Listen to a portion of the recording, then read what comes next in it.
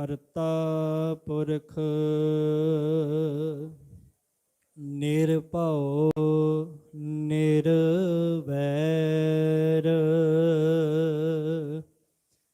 ਅਕਾਲ ਮੂਰਤ ਅਜੂਨੀ ਸੈਭੰ ਗੁਰ ਪ੍ਰਸਾਦ ਜਪ ਆਦ ਸਚ ਜੁਗਾਦ ਸਚ ਹੈ ਭੀ ਸਚ ਨਾਨਕ ਹੋਸੀ ਭੀ ਸਚ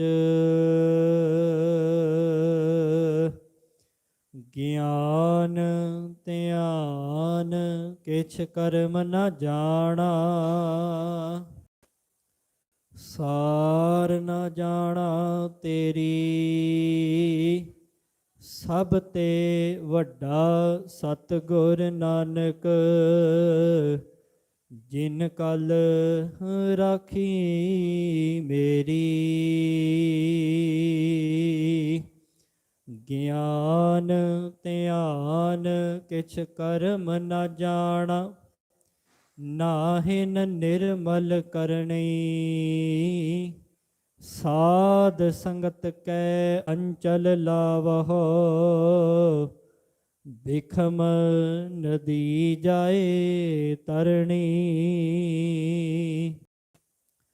ਡੰਡੌਤ ਬੰਧਨ ਅਨੇਕ ਬਾਰ ਸਰਬ ਕਲਾ ਸਮਰਥ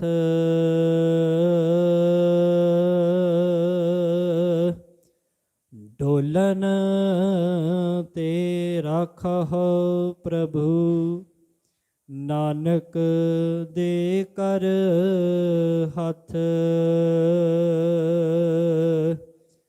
ਡੋਲਨ ਤੇ ਰਾਖਹੁ ਪ੍ਰਭੂ ਨਾਨਕ ਦੇ ਕਰ ਹੱਥ ਸਤਨਾਮ ਸ੍ਰੀ ਵਾਹਿਗੁਰੂ ਸਾਹਿਬ ਜੀਓ। ਬਾਰਹ ਮਾਹ ਮਾਂਝ ਮਹੱਲਾ ਪੰਜਵਾ। ਘਰ ਚੌਥਾ। ਇਕ ਓੰਕਾਰ ਸਤਿਗੁਰ ਪ੍ਰਸਾਦ। ਕਿਰਤ ਕਰਮ ਕੇ ਵਿਛੁੜੇ ਕਰ ਕਿਰਪਾ ਮਿਲਹੁ ਰਾਮ। ਚਾਰ ਕੁੰਟ ਦਹਿ ਦਿਸ ਭ੍ਰਮੇ ਥਕ ਆਏ ਪ੍ਰਭ ਕੀ ਸਾਮ। ਕਿਰਤ ਕਰਮ ਕੇ ਵਿਛੁੜੇ ਕਰ ਕਿਰਪਾ ਮਿਲਹੁ ਰਾਮ।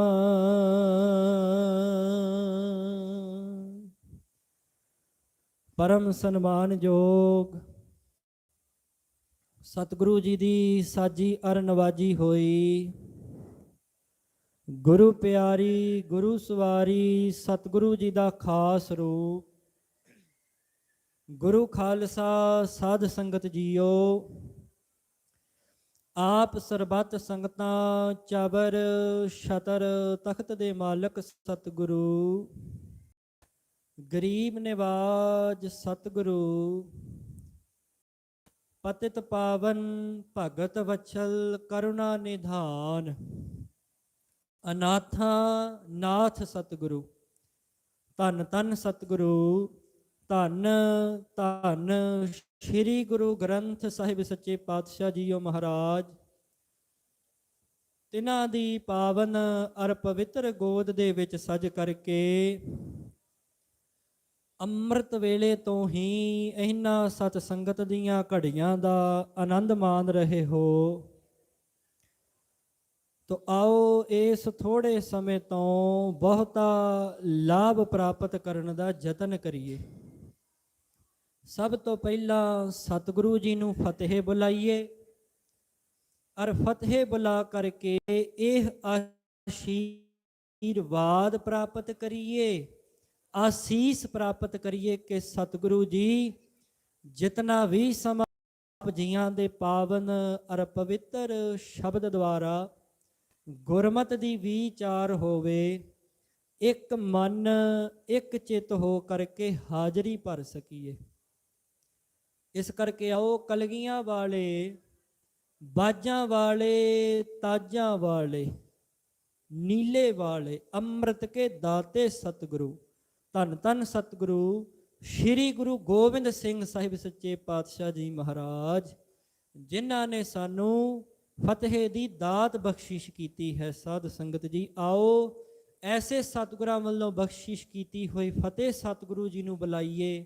ਬੜੇ ਹੀ ਪ੍ਰੇਮ ਦੇ ਨਾਲ, ਸ਼ਰਧਾ ਅਰ ਭਾਵਨਾ ਦੇ ਸਹਿਤ, ਅਦਬ ਸਤਿਕਾਰ ਦੇ ਸਹਿਤ ਸੀਸ ਝੁਕਾ ਕਰਕੇ ਸਾਰੇ ਹੀ ਇੱਕ ਵਾਰੀ ਬੁਲੰਦ ਆਵਾਜ਼ ਵਿੱਚ ਗੱਜ ਕੇ ਆਖੋ ਜੀ, ਵਾਹਿਗੁਰੂ ਜੀ ਕਾ ਖਾਲਸਾ, ਵਾਹਿਗੁਰੂ ਜੀ ਕੀ ਫਤਿਹ ਜੀ। ਸਤਿਗੁਰੂ ਜੀ ਨੇ ਸਾਡੇ ਉੱਤੇ ਮਹਾਨ ਮਹਾਨ ਕਿਰਪਾ ਕੀਤੀ ਹੈ, ਜੋ ਆਪ ਆਪਣੇ ਮਾਇਆ ਦੇ ਖਜ਼ਾਨੇ ਦੇ ਵਿੱਚੋਂ ਕਿਣਕਾ ਮਾਤਰ ਸਾਡੀ ਝੋਲੀ ਵਿੱਚ ਵੀ ਪਾਇਆ। ਗਰੀਬਾਂ ਨੂੰ ਨਵਾਜਣ ਵਾਲੇ ਸਤਿਗੁਰਾਂ ਨੇ ਇਹਨਾਂ ਸਤ ਸੰਗਤ ਦੀਆਂ ਘੜੀਆਂ ਦੁਆਰਾ ਸਾਨੂੰ ਵੀ ਨਵਾਜਿਆ। ਤੋ ਆਓ, ਆਪ ਸਰਬੱਤ ਸੰਗਤਾਂ ਨੂੰ ਪਤਾ ਹੀ ਹੈ ਅੱਜ ਐਤਵਾਰ ਦੇ ਦਿਹਾੜੇ ਦੇ ਨਾਲ ਨਾਲ ਸੰਕਰਾਂਤ ਦਾ ਵੀ ਦਿਹਾੜਾ ਹੈ। ਅਸਲ ਵਿੱਚ ਸ਼ਬਦ ਹੈ ਸੰਕਰਾਂਤ। ਆਮ ਹੁਣ ਆਪਾਂ ਸੁਭਾਅ ਹੀ ਬਣ ਗਿਆ ਸੰਗਰਾਂਦ, ਇਹ ਕੋਈ ਸ਼ਬਦ ਨਹੀਂ। ਅਸਲ ਵਿੱਚ ਇਹਦਾ ਸ਼ਬਦ ਹੈ ਸੰਕਰਾਂਤ। ਸੰਕ ਤੋਂ ਭਾਵ ਹੈ ਜਿਹੜੀ ਸੱਸੇ ਟਿੱਪੀ ਹੈ ਨਾ, ਸੰਗ, ਇਹਦਾ ਭਾਵ ਹੈ ਭਲੀ ਪ੍ਰਕਾਰ, ਚੰਗੇ ਤਰੀਕੇ ਨਾਲ। ਅਗਲਾ ਸ਼ਬਦ ਹੈ ਕ੍ਰਾਂਤ, ਭਾਵ ਕਿ ਕ੍ਰਾਂਤੀ ਆਉਣੀ, ਤਬਦੀਲੀ ਆਉਣੀ, ਬਦਲਾਵ ਆਉਣਾ। ਅਸਲ ਦੇ ਵਿੱਚ ਸਤ ਸੰਗਤ ਰੂਪੀ ਮਾਨ ਸਰੋਵਰ ਵਿੱਚ ਸੰਕਰਾਂਤ ਦੇ ਦਿਹਾੜੇ ਤੇ ਜੁੜਨ ਦਾ ਮਤਲਬ ਹੈ, ਸੰਕਰਾਂਤ ਪਤਾ ਕਿਉਂ ਆਉਂਦੀ ਹੈ? ਸੂਰਜ ਜਿਹੜਾ ਹੈ ਨਾ, ਸੂਰਜ ਇੱਕ ਰਾਸ ਤੋਂ ਦੂਜੀ ਰਾਸ ਵਿੱਚ ਪ੍ਰਵੇਸ਼ ਕਰਦਾ ਹੈ, ਉਹਨੂੰ ਆਪਾਂ ਕਹਿੰਦੇ ਆ ਸੰਕਰਾਂਤ ਦਾ ਦਿਨ। ਭਾਵ ਸੂਰਜ ਦਾ ਬਦਲਾਵ ਹੋਇਆ ਹੈ, ਇੱਕ ਰਾਸ ਤੋਂ ਦੂਸਰੀ ਰਾਸ ਵਿੱਚ ਪ੍ਰਵੇਸ਼ ਕੀਤਾ, ਉਹਦੇ ਵਿੱਚ ਤਬਦੀਲੀ ਆਈ ਹੈ। ਤੇ ਸਾਡੇ ਵਾਸਤੇ ਕੀ ਹੈ ਸੰਕਰਾਂਤ?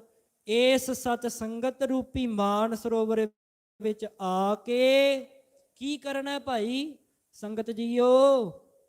ਇੱਥੇ ਆ ਕੇ ਅਸੀਂ ਜਿਹੜੇ ਮਾੜੇ ਕਰਮ ਕੀਤੇ ਨੇ, ਔਗਣ ਜਿਹੜੇ ਨੇ, ਉਹ ਰਾਸ ਦੇ ਵਿੱਚੋਂ ਨਿਕਲ ਕੇ, ਔਗਣਾਂ ਨਾਲ ਭਰੀ ਰਾਸ ਵਿੱਚੋਂ ਨਿਕਲ ਕੇ ਗੁਣਾ ਰੂਪੀ ਰਾਸ ਵਿੱਚ ਪ੍ਰਵੇਸ਼ ਕਰ ਜਾਈਏ, ਤਾਂ ਜੋ ਇੱਥੇ ਸੰਕਰਾਂਤ ਦੇ ਦਿਹਾੜੇ ਨੂੰ ਜੁੜਨ ਦਾ ਮਤਲਬ ਹੀ ਇਹ ਹੈ ਕਿ ਸਾਡੇ ਜੀਵਨ ਵਿੱਚ ਕ੍ਰਾਂਤੀ ਆਵੇ।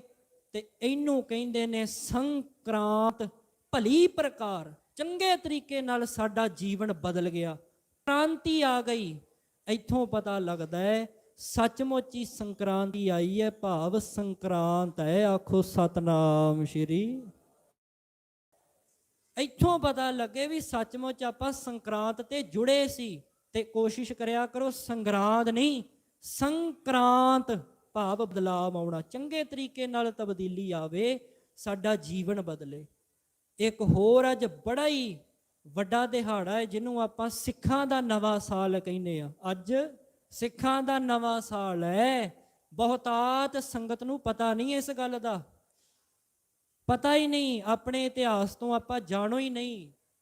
ਕਿਉਂਕਿ ਗੁਰੂ ਸਾਹਿਬ ਜੀ ਵੇਲੇ ਹਿਜਰੀ ਸੰਮਤ ਵੀ ਚੱਲਦਾ ਸੀ, ਈਸਵੀ ਸੰਮਤ ਵੀ, ਜਿਹਨੂੰ ਆਪਾਂ ਮੰਨੀ ਬੈਠੇ ਆ। ਆਪਾਂ ਈਸਵੀ ਦੇ ਹਿਸਾਬ ਨਾਲ ਚੱਲਦੇ ਆ, ਜਿਹੜਾ ਈਸਾ ਮਸੀਹ ਤੋਂ ਚੱਲਿਆ।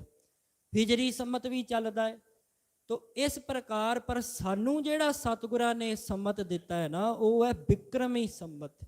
ਕਿਉਂਕਿ ਇਤਿਹਾਸ ਪੜ੍ਹ ਕੇ ਵੇਖੋ, ਜਿਤਨੇ ਵੀ ਪੁਰਾਤਨ ਸ਼੍ਰੀ ਹੁਕਮਨਾਮਾ ਸਾਹਿਬ ਮਹਾਰਾਜ ਦਿੰਦੇ ਰਹੇ ਨੇ ਨਾ, ਸਾਰੇ ਹੀ ਬਿਕਰਮੀ ਸੰਮਤ ਵਿੱਚ ਹੁੰਦੇ ਸੀ।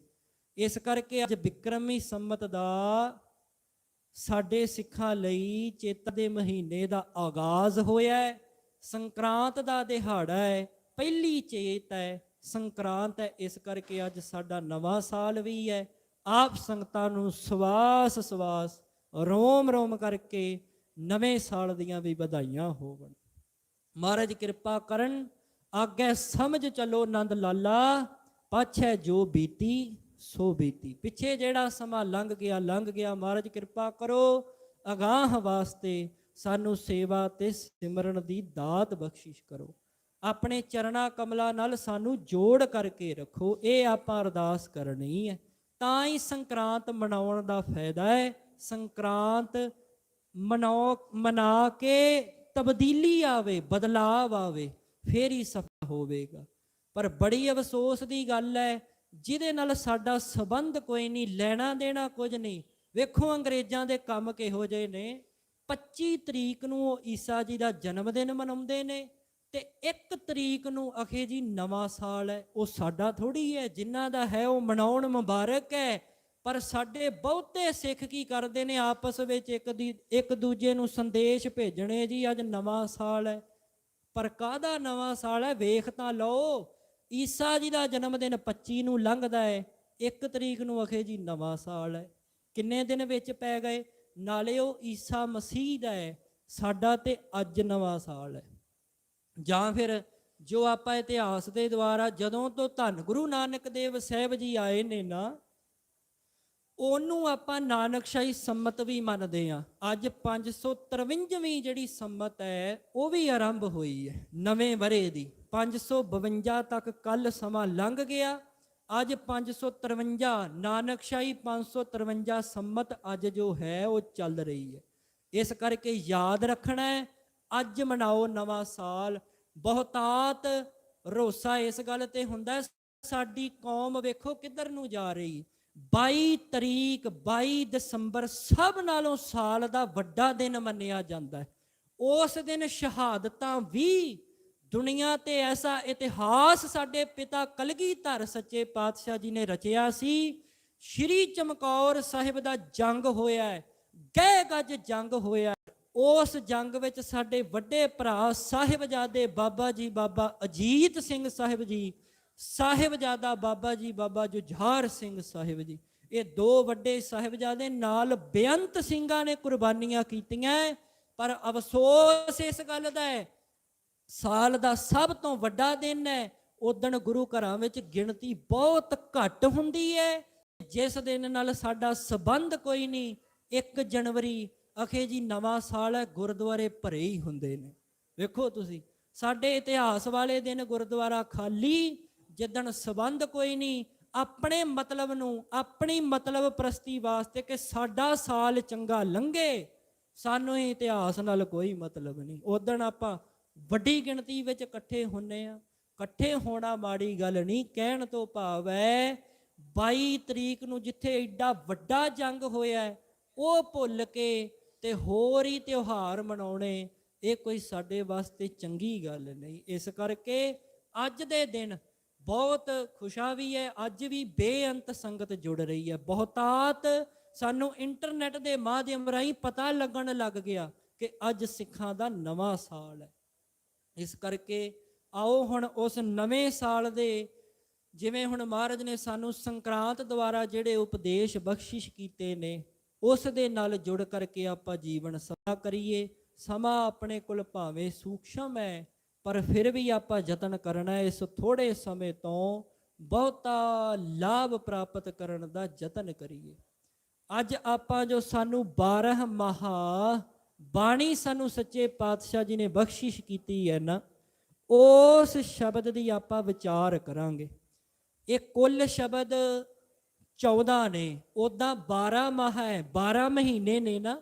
ਇਸ 12 ਮਹੀਨਿਆਂ ਦੀ ਜਿਹੜੀ ਮਹਾਰਾਜ ਨੇ ਸਾਨੂੰ ਬਾਣੀ ਦਿੱਤੀ ਹੈ ਨਾ, 12 ਮਾਹ, ਉਹਦੇ ਵਿੱਚ 14 ਸ਼ਬਦ ਨੇ, ਕੁੱਲ ਸ਼ਬਦ 14 ਹੈ ਗਿਣਤੀ। ਕਿਉਂਕਿ ਪਹਿਲਾ ਸ਼ਬਦ ਜਿਹੜਾ ਹੈ ਉਹ ਵੀ ਅਕਾਲ ਪੁਰਖ ਵਾਹਿਗੁਰੂ ਦਾ ਮੰਗਲਾਚਰਨ ਹੈ, ਤੇ ਅੰਤਲੇ ਸ਼ਬਦ ਵਿੱਚ ਸਾਨੂੰ ਮਹਾਰਾਜ ਨੇ ਨਾਮ ਜਪਣ ਦੀ ਪ੍ਰੇਰਨਾ ਦਿੱਤੀ। ਇਸ ਕਰਕੇ ਇਹ ਦੋ ਸ਼ਬਦ ਅੱਡ ਰੱਖੇ ਨੇ ਮਹਾਰਾਜ ਨੇ, ਭੀਕ ਰੱਖੇ ਨੇ, ਤੇ ਨਾਲ ਫਿਰ 12 ਮਹੀਨਿਆਂ ਦੁਆਰਾ ਜਿਹੜੇ 12 ਸ਼ਬਦ ਨੇ ਉਹ ਮਹਾਰਾਜ ਨੇ ਮਹੀਨਿਆਂ ਦੇ ਨਾਲ ਨਾਲ ਸਾਨੂੰ ਉਪਦੇਸ਼ ਦੇਣਾ ਕੀਤਾ।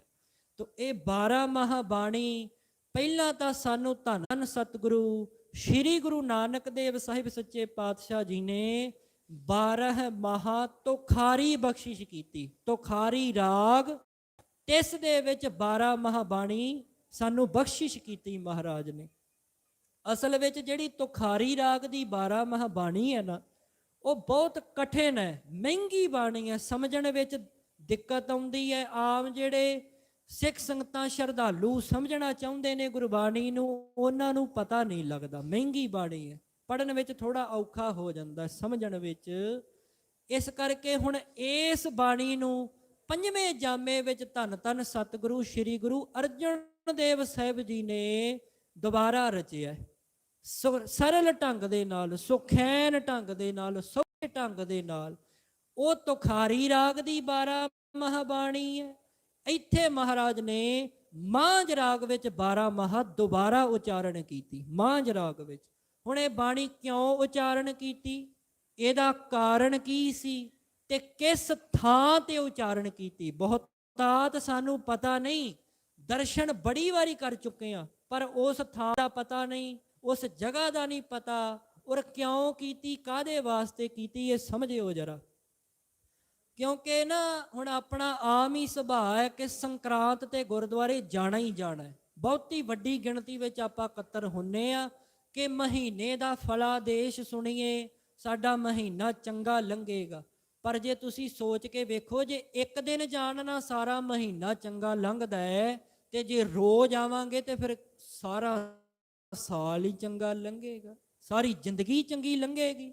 ਪਰ ਆਪਾਂ ਸੁਭਾਅ ਹੀ ਬਣਾ ਲਿਆ ਕਿ ਭਾਈ ਕੰਮਕਾਰ ਬੜੇ ਨੇ, ਅਸੀਂ ਤੇ ਬਹੁਤ ਕਾਮੀ ਆ, ਸਾਨੂੰ ਤੇ ਵੇਲ ਹੀ ਨਹੀਂ, ਕੰਮਕਾਰ ਵੱਡੇ ਕੰਮ ਨੇ ਸਾਡੇ, ਸਾਨੂੰ ਕਿੱਥੇ ਵੇਲ ਆ, ਸੰਕਰਾਂਤ ਤੇ ਹੀ ਜਾਣਾ। ਪਰ ਚਲੋ ਬਹਾਨੇ ਨਾਲ ਹੀ ਸਹੀ, ਪਰ ਜੁੜਨਾ ਜ਼ਰੂਰ ਚਾਹੀਦਾ ਹੈ। ਕੋਸ਼ਿਸ਼ ਕਰਿਆ ਕਰੋ ਹਰ ਰੋਜ਼ ਹੀ ਗੁਰੂ ਘਰ ਆਇਆ ਕਰੋ, ਆਉਣਾ ਵੀ ਚਾਹੀਦਾ ਹੈ, ਇਹ ਨਿਯਮ ਹੈ ਸਾਡਾ। ਤੋ ਇਸ ਪ੍ਰਕਾਰ ਹੁਣ ਇਹ 12 ਮਹਾਬਾਣੀ ਕਦੋਂ ਰਚੀ ਗਈ? ਧੰਨ ਧੰਨ ਸਤਿਗੁਰੂ ਸੋਢੀ ਸੁਲਤਾਨ ਸਤਿਗੁਰੂ ਸ੍ਰੀ ਗੁਰੂ ਰਾਮਦਾਸ ਸਾਹਿਬ ਸੱਚੇ ਪਾਤਸ਼ਾਹ ਜੀ ਮਹਾਰਾਜ, ਤਿਨਾਂ ਦੇ ਪਾਵਨ ਅਰ ਪਵਿੱਤਰ ਅਸਥਾਨ ਸੱਚਖੰਡ ਸ੍ਰੀ ਹਰਿਮੰਦਰ ਸਾਹਿਬ, ਜਿੱਥੋਂ ਰੋਜ਼ ਸਤਿਗੁਰਾਂ ਜੀ ਦਾ ਪਾਵਨ ਅਰ ਪਵਿੱਤਰ ਉਪਦੇਸ਼ ਜੋ ਮਹਾਰਾਜ ਬਖਸ਼ਦੇ ਨੇ ਨਾ ਸਾਨੂੰ, ਤੇ ਉਸ ਦੀ ਕਥਾ ਆਪਾਂ ਕਿੱਥੇ ਸਰਵਣ ਕਰਦੇ ਆ? ਆਪ ਸੰਗਤਾਂ ਘਰਾਂ ਵਿੱਚ ਵੀ ਦਰਸ਼ਨ ਕਰਦੇ ਹੋ ਨਾ। ਸ਼੍ਰੀ ਹਰਿਮੰਦਰ ਸਾਹਿਬ ਤੋਂ ਜਿਹੜਾ ਹੁਕਮਨਾਮਾ ਸਾਹਿਬ ਆਉਂਦਾ ਹੈ, ਹਰ ਰੋਜ਼ ਉਹਦੀ ਕਥਾ ਚੱਲਦੀ ਹੈ ਗੁਰਦੁਆਰਾ ਸ਼੍ਰੀ ਮੰਜੀ ਸਾਹਿਬ ਦੀਵਾਨ ਹਾਲ ਸ਼੍ਰੀ ਅੰਮ੍ਰਿਤਸਰ ਸਾਹਿਬ ਤੋਂ, ਨਿਤਾ ਪ੍ਰਤੀ ਚੱਲਦੀ ਹੈ ਨਾ। ਉਸ ਮੰਜੀ ਹਾਲ ਦੀਵਾਨ ਦੇ ਨਾ ਬਾਰ-ਬਾਰ ਜਦੋਂ ਆਪਾਂ ਦਾਖਲ ਹੁੰਨੇ ਆ ਨਾ ਮੰਜੀ ਸਾਹਿਬ ਨੂੰ, ਸੱਜੇ ਪਾਸੇ ਇੱਕ ਥੜਾ ਸਾਹਿਬ ਬਣਿਆ ਹੈ, ਧਿਆਨ ਦਿਓ। ਹੁਣ ਜਦੋਂ ਜਾਓਗੇ ਨਾ ਦਰਸ਼ਨ ਕਰਿਓ। ਇਹ 12 ਮਹਾਬਾਣੀ ਕਦੋਂ ਉਚਾਰਨ ਕੀਤੀ ਹੈ? ਇਹ ਸੰਕਰਾਂਤ ਤੇ ਸਾਨੂੰ ਜਿਹੜਾ ਉਪਦੇਸ਼ ਸੁਣਾਇਆ ਜਾਂਦਾ, ਕਿੱਥੇ ਉਚਾਰਨ ਹੋਇਆ? ਉਹ ਥਾਂ ਹੈ ਗੁਰਦੁਆਰਾ ਸ਼੍ਰੀ ਮੰਜੀ ਸਾਹਿਬ ਤੋਂ, ਜਿੱਥੋਂ ਰੋਜ਼ ਕਥਾ ਆਪ ਸਰਵਣ ਕਰਦੇ ਹੋ ਨਾ। ਉਸ ਅੰਦਰ ਦਾਖਲ ਹੁੰਦਾ ਸਾਰੀ ਸੱਜੇ ਪਾਸੇ ਥੜਾ ਬਣਿਆ, ਉਸ ਥੜਾ ਸਾਹਿਬ ਦੇ ਉੱਤੇ ਧੰਨ ਧੰਨ ਸਤਿਗੁਰੂ ਸ਼੍ਰੀ ਗੁਰੂ ਅਰਜਨ ਦੇਵ ਸਾਹਿਬ ਸੱਚੇ ਪਾਤਸ਼ਾਹ ਜੀ ਮਹਾਰਾਜ ਸੋਭਾਇਮਾਨ ਹੁੰਦੇ ਸਨ। ਬੇਅੰਤ ਸੰਗਤਾਂ ਜੁੜਦੀਆਂ ਸੀ, ਇਉਂ ਹੀ ਦਰਬਾਰ ਸਜਦਾ ਸੀ, ਇਉਂ ਹੀ ਹਰ ਰੋਜ਼। ਤੇ ਕਹਿੰਦੇ ਬੜੇ ਹੀ ਪ੍ਰੇਮ ਦੇ ਨਾਲ, ਕਲਯੁਗੀ ਜਿਹੜੇ ਅਸੀਂ ਕਲਯੁਗੀ ਜੀਵ ਆ ਨਾ, ਸਾਡੇ ਵਰਗੇ ਕਲਯੁਗੀ ਜੀਵਾਂ ਦਾ ਉੱਥੇ ਭਲਾ ਹੁੰਦਾ ਸੀ। ਮਹਾਰਾਜ ਵੇਖੋ ਕਹਿੰਦੇ ਇਉਂ ਸੋਭਦੇ ਸੀ ਜਿਵੇਂ ਤਾਰਿਆਂ 'ਚ ਚੰਨ ਸੋਭਦਾ ਹੈ, ਇਉਂ ਉੱਥੇ ਸੋਭਾ ਨੂੰ ਪਾਉਂਦੇ ਸੀ।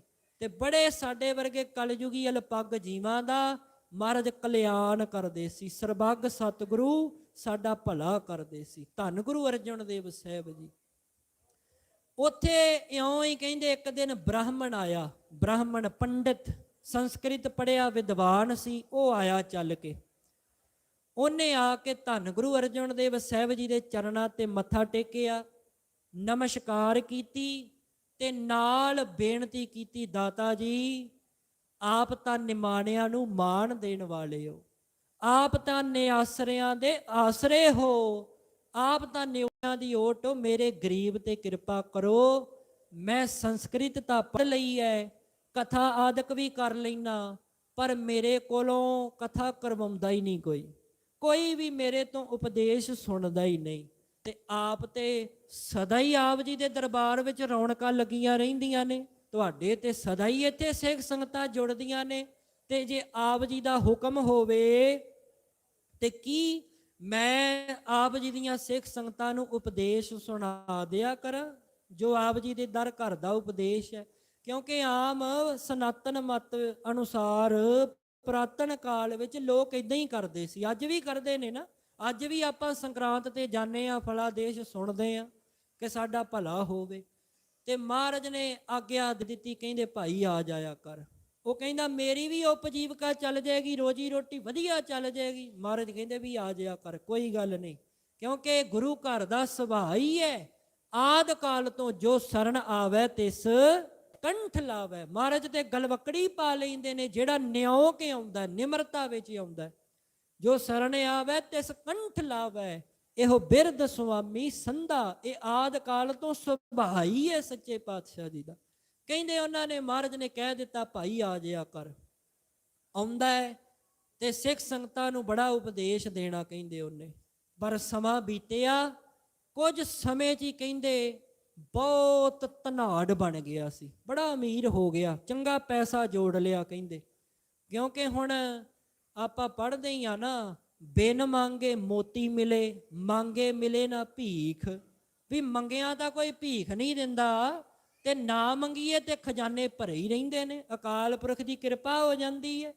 ਕਹਿੰਦੇ ਜਦੋਂ ਆਇਆ ਕਰੇ, ਕਥਾ ਕਰਿਆ ਕਰੇ, ਬੇਅੰਤ ਢੇਰ ਹੀ ਲੱਗ ਜਾਣ ਕਰਨ, ਭੰਡਾਰੇ ਭਰ ਗਏ। ਕਹਿੰਦੇ ਦਿਨਾਂ ਵਿੱਚ ਹੀ ਕਿਰਪਾ ਹੋ ਗਈ। ਤੇ ਹੋਇਆ ਕੀ, ਕਹਿੰਦੇ ਹੰਕਾਰੀ ਹੋ ਗਿਆ। ਅੱਜ ਵਾਲਾ ਦਿਨ ਆ ਗਿਆ, ਜਿਹੜਾ ਅੱਜ ਦਿਨ ਹੈ ਨਾ ਚੇਤਰ ਦੀ ਸੰਕਰਾਂਤ ਦਾ, ਅੱਜ ਵਾਲਾ ਦਿਨ ਆਇਆ। ਤੇ ਕਹਿੰਦੇ ਕੀ ਹੋਇਆ, ਉਹ ਨਾ ਬ੍ਰਾਹਮਣ ਆਇਆ ਹੀ ਨਹੀਂ, ਸੰਗਤ ਵਿੱਚ ਆਇਆ ਹੀ ਨਹੀਂ। ਸਿੱਖ ਸੰਗਤਾਂ ਉਡੀਕ ਰਹੀਆਂ ਨੇ, ਸਾਰੀਆਂ ਸਿੱਖ ਸੰਗਤਾਂ ਵੀ ਹੁਣ ਆਵੇਗਾ, ਉਪਦੇਸ਼ ਸੁਣਾਂਗੇ, ਪਰ ਕਹਿੰਦੇ ਨਹੀਂ ਆਇਆ, ਹੰਕਾਰੀ ਹੋ ਗਿਆ। ਮਹਾਰਾਜ ਨੇ ਸਿੱਖਾਂ ਨੂੰ ਭੇਜਿਆ, ਭਾਈ ਜਾਓ ਜਾ ਕੇ ਬੇਨਤੀ ਕਰੋ, ਪੰਡਤ ਆਇਆ ਨਹੀਂ, ਆਇਆ ਨਹੀਂ, ਸੰਗਤਾਂ ਉਡੀਕ ਰਹੀਆਂ ਨੇ, ਉਪਦੇਸ਼ ਸੁਣਨਾ ਹੈ, ਅੱਜ ਸੰਕਰਾਂਤ ਹੈ।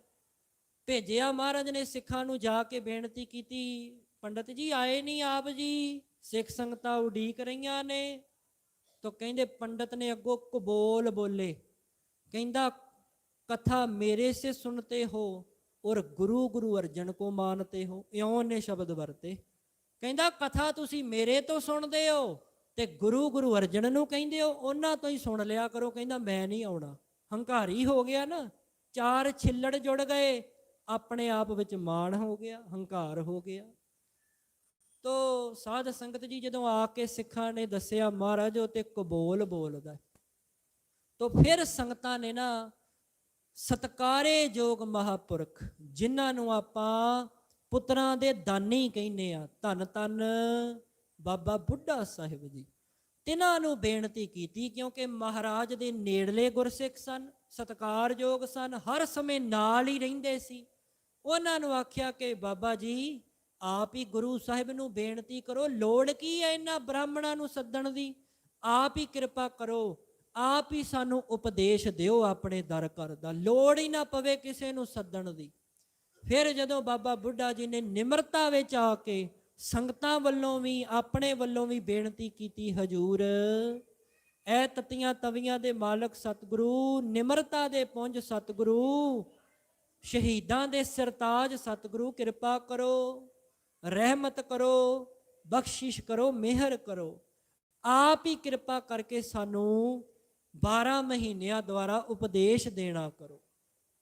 ਫਿਰ ਬਾਬਾ ਜੀ ਨੇ ਜਦੋਂ ਬੇਨਤੀ ਕੀਤੀ, ਗੁਰੂ ਸਾਹਿਬ ਨੇ ਆਖਿਆ ਭਾਈ ਤੁਹਾਡੇ ਕੋਲ ਤਾਂ 12 ਮਾਹ ਬਾਣੀ ਪਹਿਲਾਂ ਹੀ ਹੈ, ਜਿਵੇਂ ਆਪ ਜੀ ਨੇ ਸਰਵਣ ਕੀਤਾ ਹੈ ਕਿ ਤੁਖਾਰੀ ਰਾਗ ਵਿੱਚ ਮਹਾਰਾਜ ਕਹਿੰਦੇ ਅਸੀਂ ਪਹਿਲੇ ਜਾਮੇ ਵਿੱਚ ਉਚਾਰਨ ਤਾਂ ਕਰ ਦਿੱਤੀ ਹੈ ਤੁਖਾਰੀ ਰਾਗ ਵਿੱਚ।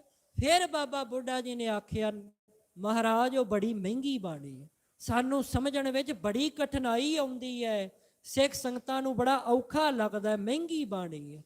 ਤੋ ਆਪ ਕਿਰਪਾ ਕਰੋ ਜੇ ਸਰਲ ਢੰਗ ਦੇ ਨਾਲ ਉਹ ਬਾਣੀ ਤੁਖਾਰੀ ਰਾਗ ਦੀ ਮੂਲ ਰੂਪ ਵਿੱਚ ਹੈ, ਇਹ ਜੇ ਆਪ ਕਿਰਪਾ ਕਰਕੇ ਸਾਨੂੰ ਟੀਕਾ ਰੂਪ ਬਖਸ਼ ਦਿਓ, ਭਾਵ ਸਮਝਣ ਵਿੱਚ ਸੌਖੀ ਹੋ ਜਾਏ, ਸੁਖੈਨ ਹੋ ਜਾਏ, ਤੇ ਮਹਾਰਾਜ ਆਪ ਜੇ ਇਹ ਕਿਰਪਾ ਕਰ ਦੇਵੋ ਤੇ ਬੜੀ ਆਨੰਦ ਹੀ ਬਰਸ ਜਾਏਗਾ, ਬੜੀਆਂ ਰਹਿਮਤਾਂ ਨੇ ਆਪ ਜੀ ਦੀਆਂ। ਫਿਰ ਮਹਾਰਾਜ ਨੇ ਇਹ ਜੋ 12 ਮਹਾਨਾਮੇ ਬਾਣੀ ਹੈ ਨਾ ਮਾਂਝ ਰਾਗ ਵਿੱਚ, ਜਿਹੜੀ ਆਪਾਂ ਹਰ ਸੰਕਰਾਂਤ ਤੇ ਹੀ ਉਪਦੇਸ਼ ਗੁਰੂ ਘਰ ਦੇ ਵਜ਼ੀਰਾਂ ਪਾਸੋਂ ਸਰਵਣ ਕਰਦੇ ਆ, ਇਹ ਫਿਰ ਮਹਾਰਾਜ ਨੇ ਉਸ ਸਮੇਂ ਗੁਰਦੁਆਰਾ ਸ਼੍ਰੀ ਮੰਜੀ ਸਾਹਿਬ ਦੀਵਾਨ ਹਾਲ ਦੇ ਬਾਹਰਵਾਰ ਥੜਾ ਸਾਹਿਬ ਤੇ ਸੁਭਾਏਮਾਨ ਸਨ, ਚਵਰ ਛਤਰ ਤਖਤ ਸਜਿਆ ਹੋਇਆ ਸੀ। ਉਸ ਥਾਂ ਤੇ ਮਹਾਰਾਜ ਨੇ ਕਿਰਪਾ ਕੀਤੀ, ਸਾਨੂੰ ਇਹ ਬਾਣੀ ਦੀ ਦਾਤ ਬਖਸ਼ਿਸ਼ ਕੀਤੀ। ਆਓ ਹੁਣ ਆਪਾਂ ਇਸ ਬਾਣੀ ਦੀ ਵਿਆਖਿਆ ਕਰਦੇ ਹਾਂ। ਇਹ ਆਦਿ ਕਾਲ ਤੋਂ ਮਰਿਆਦਾ ਹੈ ਕਿ ਚੇਤ ਦੇ, ਜਿਹੜਾ ਚੇਤ ਦਾ ਸ਼ਬਦ ਹੈ ਨਾ, ਚੇਤ ਗੋਵਿੰਦ ਆਰਾਧੀ ਹੈ ਹੋਵੇ ਆਨੰਦ ਘਣਾ, ਇਹਦੇ ਨਾਲ ਜਿਹੜਾ ਪਹਿਲਾ ਸ਼ਬਦ ਮੰਗਲਾ ਰੂਪ ਵਿੱਚ ਹੈ ਉਹ ਵੀ ਨਾਲ ਕਥਾ ਹੁੰਦੀ ਹੈ। ਤੋ ਆਓ ਉਸ ਮਰਿਆਦਾ ਨੂੰ, ਸਤਿਗੁਰਾਂ ਜੀ ਦੇ ਹੁਕਮ ਨੂੰ ਸਤ ਕਰਕੇ ਜਾਣਦੇ ਹਾਂ। ਜਿਵੇਂ ਮਹਾਰਾਜ ਦੀ ਮਰਿਆਦਾ ਚੱਲੀ ਆਉਂਦੀ ਹੈ ਉਸ ਦੇ ਅਨੁਸਾਰ ਆਪਾਂ ਕਥਾ ਸਰਵਣ ਕਰੀਏ। ਸਮਾਂ ਭਾਵੇਂ ਕੋ ਆਪਣੇ ਕੋਲ ਬਹੁਤਾ ਨਹੀਂ, ਪਰ ਆਪ ਕਿਰਪਾ ਕਰੋ, ਇਕਾਗਰਤਾ ਬਣਾ ਕੇ ਕਥਾ ਸਰਵਣ ਕਰਨ ਦਾ ਯਤਨ ਕਰੋ। ਕਥਾ ਆਰੰਭ ਕਰਨ ਤੋਂ ਪਹਿਲਾਂ ਸਾਰੇ ਗੱਜ ਕੇ ਆਖੋ ਜੀ, ਸਤਨਾਮ ਸ੍ਰੀ ਵਾਹਿਗੁਰੂ ਸਾਹਿਬ ਜੀ। ਸਤਨਾਮ ਸਤਨਾਮ ਸ੍ਰੀ ਵਾਹਿਗੁਰੂ ਸਾਹਿਬ ਜੀ।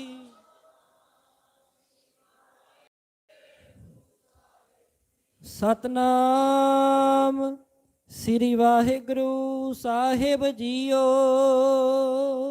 ਰਹਿ ਮਹਾ ਮਾਂਝ ਮਹੱਲਾ ਪੰਜਵਾ, ਘਰ ਚੌਥਾ। ਹੁਣ ਜਿਹੜਾ 12 ਹੈ ਨਾ, 12 ਸ਼ਬਦ ਵਰਤੇ ਹੈ, ਉਹ ਗਿਣਤੀ ਦਾ ਵਾਚਕ ਹੈ। 12 ਤਾਂ ਪਤਾ ਹੀ ਹੈ ਨਾ ਤੁਹਾਨੂੰ ਵੀ 12 ਗਿਣਤੀ ਵਿੱਚ ਹੋ ਗਏ। ਮਾਹਾਂ ਤੋਂ ਭਾਵ ਹੈ ਮਹੀਨੇ। 12 ਮਹੀਨਿਆਂ ਦਾ ਮਾਂਝ ਰਾਗ ਦੇ ਵਿੱਚ ਮਹੱਲਾ ਪੰਜਵਾਂ। ਪਿਛਲੀ ਵਾਰੀ ਵੀ ਬੇਨਤੀ ਕੀਤੀ ਸੀ, ਮਹੱਲਾ ਕਹਿਣਾ ਹੈ, ਮਹਿਲਾ ਨਹੀਂ ਕਹਿਣਾ। ਗੁਰੂ ਸਾਹਿਬ ਜੀ ਪੁਰਖ ਰੂਪ ਨੇ, ਅਸੀਂ ਸਾਰੀਆਂ ਜੀਵ ਰੂਪ ਇਸਤਰੀਆਂ ਹਾਂ, ਇਸ ਕਰਕੇ ਸਵਰੂਪ ਪੰਜਵਾਂ, ਮਹੱਲਾ ਪੰਜਵਾਂ। ਧੰਨ ਧੰਨ ਸਤਿਗੁਰੂ ਸ੍ਰੀ ਗੁਰੂ ਅਰਜਨ ਦੇਵ ਸਾਹਿਬ ਜੀ ਮਹਾਰਾਜ, ਤਿਨਾਂ ਨੇ ਘਰ ਚੌਥਾ। ਘਰ ਚੌਥੇ ਤੋਂ ਭਾਵ ਇਹ ਰਾਗੀ ਸਿੰਘਾਂ ਵਾਸਤੇ ਹੁੰਦਾ ਹੈ ਕਿ ਚੌਥੇ ਘਰ ਸੁਰ ਤਾਲ ਵਿੱਚ ਇਉਂ ਬਖਸ਼ਿਸ਼ ਕੀਤੀ ਹੈ, ਇੱਕ ਓੰਕਾਰ ਸਤਿਗੁਰ ਪ੍ਰਸਾਦ। ਹੁਣ ਆਮ ਆਪਾਂ ਅਰਥ ਪਤਾ ਕੀ ਕਰਦੇ ਆ ਕਿ ਭਾਈ ਪ੍ਰਮਾਤਮਾ ਇੱਕ ਹੈ ਤੇ ਉਹਦੀ ਕਿਰਪਾ ਨਾਲ ਮਿਲਦਾ ਹੈ।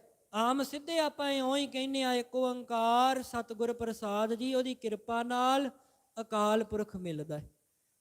ਉਹ ਵੀ ਠੀਕ ਹੈ, ਪਰ ਇਹ ਵੀ ਸਮਝਣ ਦਾ ਯਤਨ ਕਰਿਓ।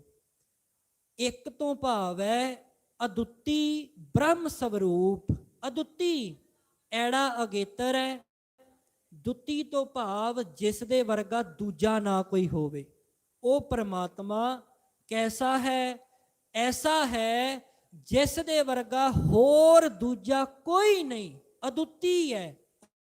ਉਹ ਇੱਕ ਹੈ, ਉਹਦੇ ਤੋਂ ਲੈਦਾ ਦੂਜਾ ਹੈ ਹੀ ਕੋਈ ਨਹੀਂ। ਅੱਗੇ ਹੈ ਓੰਕਾਰ।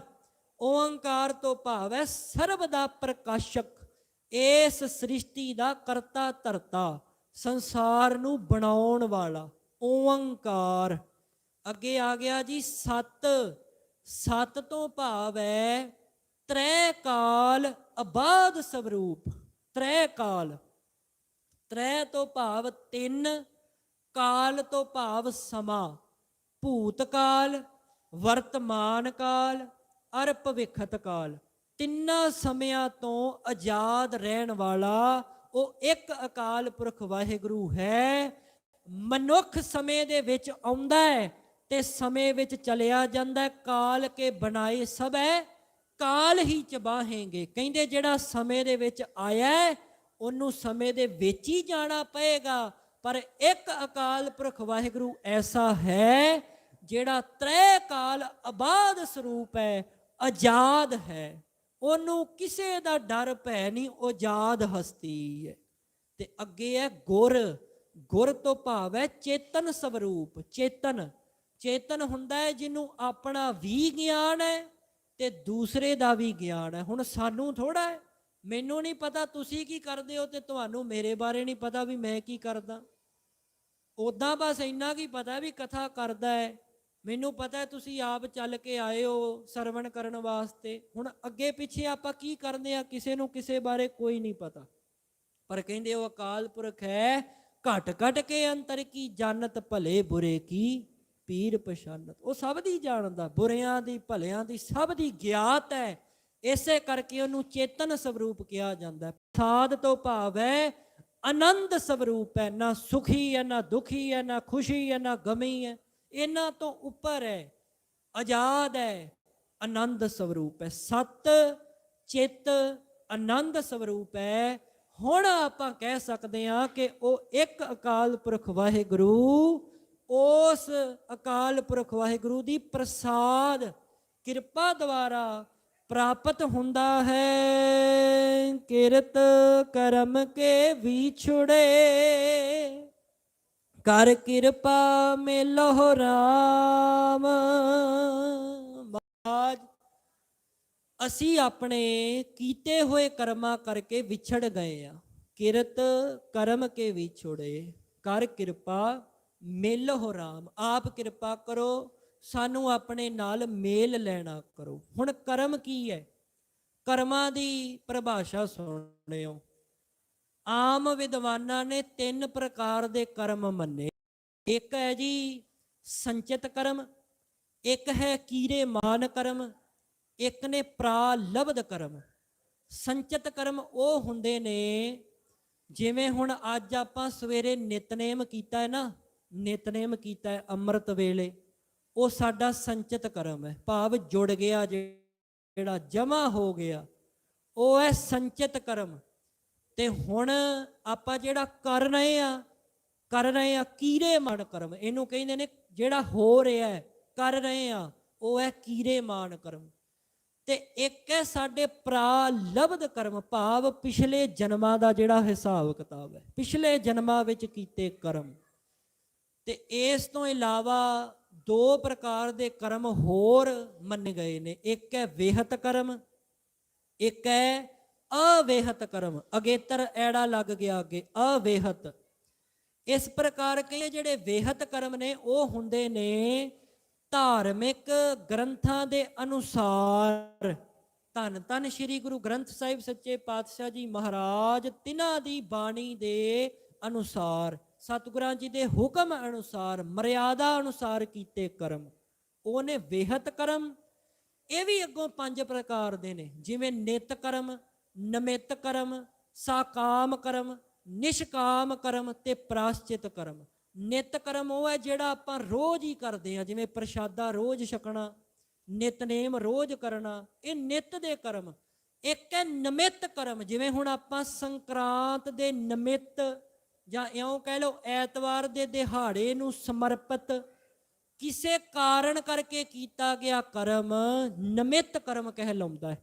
ਜਿਵੇਂ ਜਨਮ ਹੋ ਗਿਆ ਕਿਸੇ ਦਾ, ਉਹਦੇ ਨਮਿਤ ਸਮਾਗਮ, ਕਿਸੇ ਦਾ ਭੋਗ ਹੈ ਉਹਦੇ ਨਮਿਤ ਸਮਾਗਮ, ਗੁਰਪੁਰਬ ਦੇ ਨਮਿਤ। ਭਾਵ ਕਹਿਣ ਦਾ ਵੀ ਜਿਹੜਾ ਕਿਸੇ ਕਾਰਨ ਕਰਕੇ ਕੀਤਾ ਜਾਵੇ ਉਹ ਹੈ ਨਮਿਤ ਕਰਮ। ਅਗਾਂਹ ਹੈ ਫਿਰ ਸਾਕਾਮ ਕਰਮ, ਜਿਹੜਾ ਇੱਛਾ ਰੱਖ ਕੇ ਕਰਦਾ ਮਨੁੱਖ। ਕੋਈ ਇੱਛਾ ਰੱਖ ਲੈਣੀ ਕਿ ਮੈਨੂੰ ਆਹ ਪ੍ਰਾਪਤ ਹੋ ਜਾਵੇ, ਉਹਦੇ ਵਾਸਤੇ ਮੈਂ ਕਰਮ ਕਰ ਰਿਹਾ, ਸਾਕਾਮ ਕਰਮ। ਜਾਂ ਫਿਰ ਰੋਜੀ ਰੋਟੀ ਵਾਸਤੇ ਕੀਤਾ ਕਰਮ, ਸਾਕਾਮ ਕਰਮ। ਭਾਵ ਘਰ ਦਾ ਗੁਜ਼ਾਰਾ ਵੀ ਚੱਲਣਾ, ਉੱਦਾਂ ਵੀ ਆਨੰਦ ਰਹਿਣਾ, ਕੰਮ ਕਰਨਾ, ਕਿਰਤ ਕਰਨੀ, ਦਸਾਂ ਨੋਹਾਂ ਦੀ ਕਿਰਤ ਕਰਕੇ ਪੈਸਾ ਕਮਾਉਣਾ, ਸਾਕਾਮ ਕਰਮ।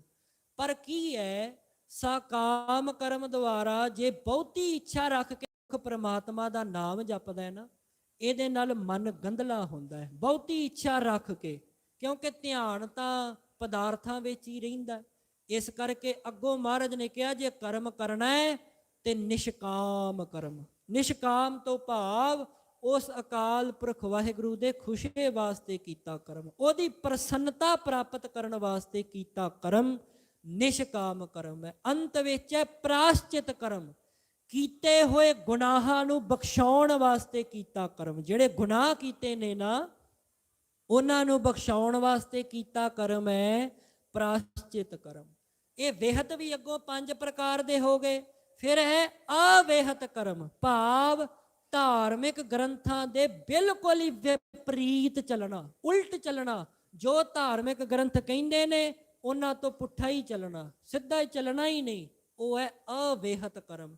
ਤੋਂ ਮਹਾਰਾਜ ਅਸੀਂ ਅਵਿਹਤ ਕਰਮਾਂ ਕਰਕੇ ਆਪ ਜੀਆਂ ਤੋਂ ਵਿਛੜ ਗਏ ਆ, ਕਿਰਪਾ ਕਰੋ।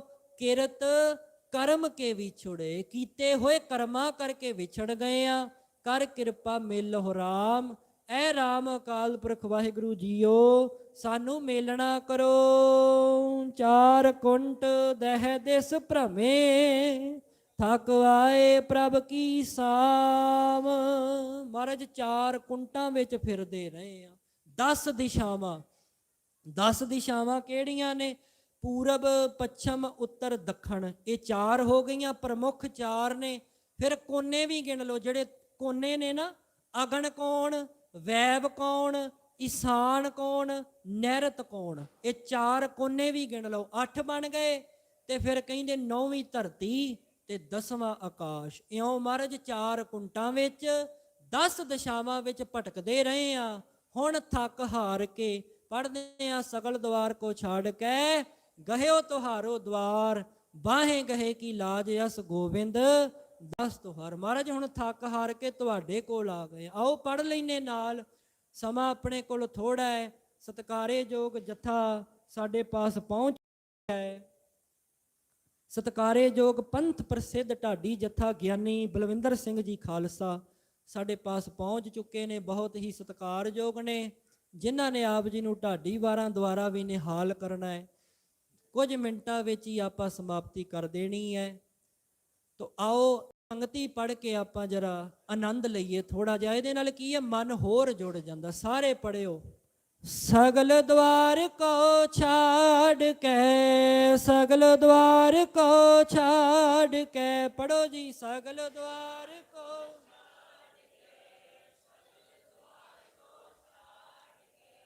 ਗਹਿਓ ਤੁਹਾਰੋ ਦਵਾਰ, ਸਗਲ ਦਵਾਰ ਕੋ ਛਾੜ ਕੇ, ਸਗਲ ਦਵਾਰ ਕੋ ਛਾੜ ਕੇ, ਗਹਿਓ ਤੁਹਾਰੋ। ਵਾਹ ਵਾਹ। बाहें गहे की लाज अस, बाहें गहे की लाज अस। वाह वाह।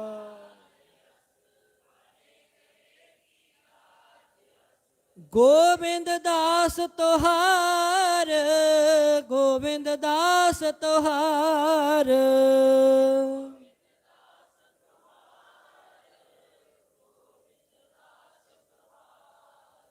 सगल द्वार को छाड़ के, सगल द्वार को छाड़ के।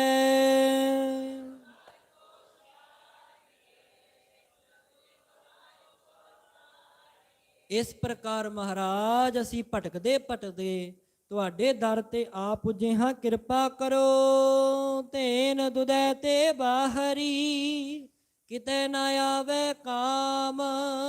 ਕਹਿੰਦੇ ਜੇ ਨਾ ਜਪਿਆ ਤੇ ਜਿਵੇਂ ਹੁਣ ਗਾਂ ਆਦਿਕ ਹੋਵੇ ਜਾਂ ਮੱਝ ਆਦਿਕ, ਕਹਿੰਦੇ ਜੇ ਦੁੱਧ ਨਾ ਦੇਵੇ, ਧੇਨ ਗਊ ਨੂੰ ਕਹਿੰਦੇ ਨੇ, ਧੇਨ ਗਊ। ਧੇਨ ਦੁਧੈ ਤੇ ਬਾਹਰੀ, ਕਹਿੰਦੇ ਜੇ ਦੁੱਧ ਆਦਿਕ ਨਾ ਦੇਵੇ ਤੇ ਕਿਸੇ ਕੰਮ ਨਹੀਂ ਆਉਂਦੀ। ਅਵਾਰਾ ਛੱਡ ਦਿੰਦੇ ਨੇ ਲੋਕ ਵੀ ਇਹ ਕਿਸੇ ਕੰਮ ਦੀ ਨਹੀਂ। ਇਸ ਕਰਕੇ ਜੇ ਅਸੀਂ ਵੀ ਉਹਦਾ ਨਾਮ ਨਾ ਜਪਿਆ ਤੇ ਕਿਸੇ ਕੰਮ ਨਹੀਂ ਆਉਣਾ। ਕਹਿੰਦੇ ਇਉਂ ਹੀ ਅਜਾਈ ਸਮਾਂ ਲੰਘ ਜਾਵੇਗਾ, ਜਲ ਬਿਨ ਸਾਖ ਕੁਮਲਾਵਤੀ, ਉਪਜਹਿ ਨਾਹੀ ਦਾਮ। ਇਹ ਉਦਾਹਰਨਾਂ ਦੇ ਰਹੇ ਨੇ। ਜਿਵੇਂ ਕਹਿੰਦੇ ਖੇਤੀ ਬੀਜ ਲਈ ਕਿਸੇ ਨੇ ਕਣਕ ਦੀ, ਹੁਣ ਪਾਣੀ ਦਿੱਤਾ ਹੀ ਕੋਈ ਨਹੀਂ ਤੇ ਕੀ ਹੋ ਗਿਆ? ਜਲ ਬਿਨ ਸਾਖ ਕੁਮਲਾਵਤੀ, ਖੇਤੀ ਸੁੱਕ ਗਈ, ਸੁੱਕ ਸੜ ਗਈ, ਕੁਮਲਾ ਗਈ। ਤੇ ਕਹਿੰਦੇ ਕੀ ਹੋ ਗਿਆ? ਉਪਜਹਿ ਨਾਹੀ ਦਾਮ, ਦਮੜੇ ਰੁਪਈਆ ਪੈਦਾ ਨਹੀਂ ਹੋਣਾ। ਜੇ ਕਹਿੰਦੇ ਖੇਤੀ ਨੂੰ ਪਾਣੀ ਦਵਾਂਗੇ ਤੇ ਕੁਝ ਨਿਕਲੇਗਾ ਉਹਦੇ ਵਿੱਚੋਂ, ਪੈਸਾ ਧੇਲਾ ਹੱਥ ਆਉਣਾ। ਇਸੇ ਪ੍ਰਕਾਰ ਕਹਿੰਦੇ ਮਨ ਰੂਪ ਖੇਤੀ ਨੂੰ ਬਾਣੀ ਰੂਪ ਜਲ ਪਾਉਣਾ ਪੈਂਦਾ ਹੈ, ਫਿਰ ਇਹ ਮਨ ਜਿਹੜਾ ਖਿੜ ਜਾਂਦਾ ਹੈ। ਹਰ ਨਾਹੁ ਨ ਮਿਲੀਐ ਸਾਜਨੈ, ਕਤ ਪਾਈਐ ਬਿਸਰਾਮ। ਕਹਿੰਦੇ ਉਹ ਅਸਲੀ ਸਾਜਨ, ਨਾਹ ਤੋਂ ਭਾਵ ਹੈ ਪਤੀ ਪਰਮੇਸ਼ਰ। ਜੇ ਨਾ ਮਿਲਿਆ, ਹਰ ਨਾਹੁ ਨ ਮਿਲੀਐ ਸਾਜਨੈ, ਕਤ ਪਾਈਐ ਬਿਸਰਾਮ। ਕਹਿੰਦੇ ਕਿੱਥੇ ਟਿਕਾ ਮਿਲੇਗਾ?